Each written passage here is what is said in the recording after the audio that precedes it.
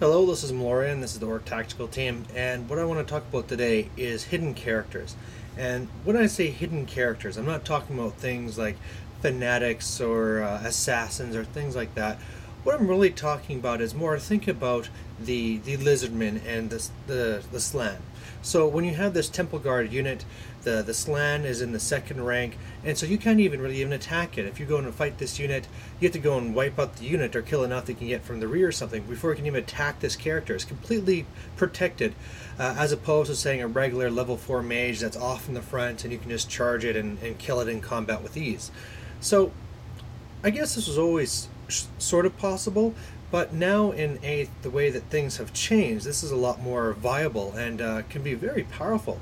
And to get right to it, the main rule that's going on here is that if you have any characters or command units, models in your unit, they have to go to the front rank. Once that front rank becomes full, they can then fall back to the second rank.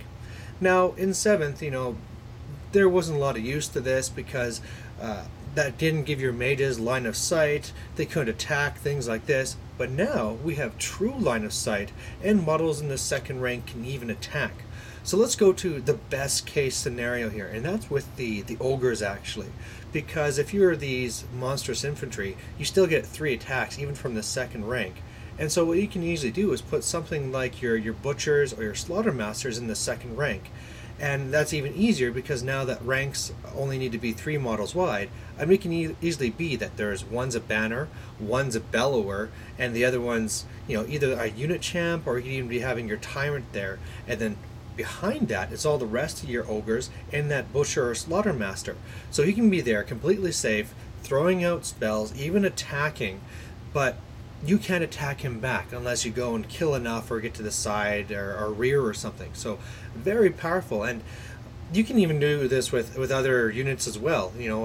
Especially if you ever have a model that has some sort of a mount that takes up more room, and that's talking mainly things like, say, the dwarves that have the shield bearers or the skaven that have the war leader, because all of a sudden you're taking up 2 spots.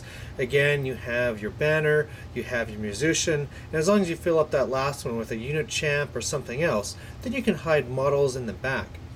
And now for little models, it might not be totally worth it because you're only going to get the 1 attack. So I mean, sure, you could be throwing back other attack characters back there, but they're only going to make the 1 great weapon attack, whatever it is, so it might not be totally worth it until you start thinking about things like, again, mages or your BSB. So of course everybody would love to give their BSBs these great magical banners, but then you can't give them any protection, so you have to throw them in the bunker, or even just screw the magical banner. You have to give them all this protection to keep them alive. Well, now that's not the case.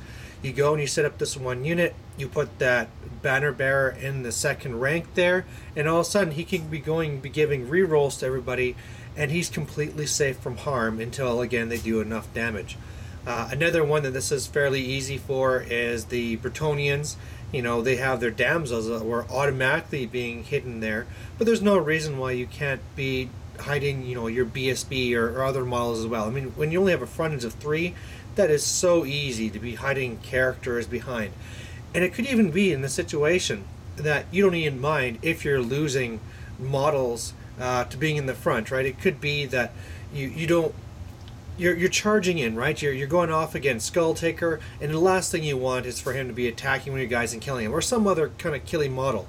So setting it up before you charge, you have your actual characters, say like your paladins or whatever it be, fall back to the second rank. Your front rank is the command models, and then off you go and charge in.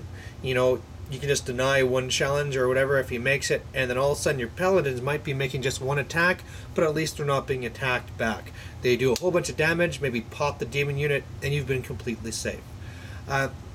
Another alteration to this, which is a little bit debatable, and so you'll have to talk to your opponent first before you do this, but the question comes up is, at what point do you have to put them to the front of the unit? So, I mean, obviously, if you say had a horde, right, so 10 wide, you join a unit, it automatically has to go to the front. There's nothing saving you there.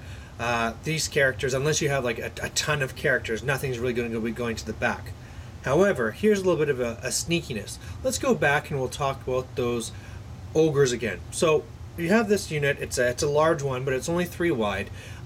Your Slaughter Master joins it then, goes back to the 2nd rank, and after that, you reform, and you form to be 6 wide, so all of a sudden it's in Horde. Now, you can say, well, characters automatically go to the front, but that's not the case. They automatically go to the front when they join the unit.